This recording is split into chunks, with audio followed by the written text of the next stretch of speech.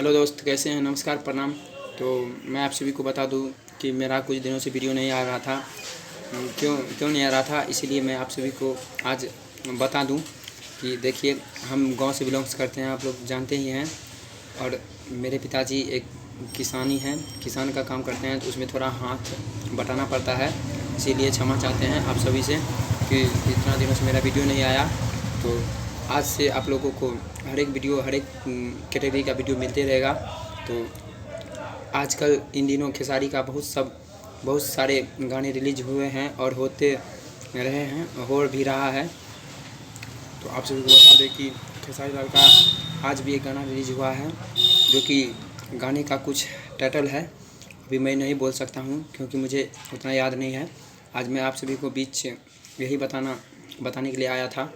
तो इन दिनों खेसारी का बहुत सुपर लेवल का गाना रिलीज हो रहा है और खेसारी भैया जो हैं अभी 2 फिल्म का शूटिंग कर रहा है।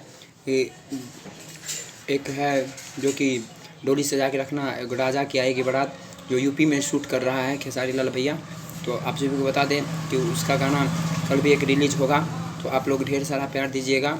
और भोजपुरी इंडस्ट्री से तमाम खबर आप सभी को मैं देते रहूँगा इस star night Bhojpuri YouTube channel के माध्यम से। तो आप लोग मेरे चैनल से जुड़िए, मेरे चैनल को सब्सक्राइब कीजिए, लाइक कीजिए और शेयर कीजिए।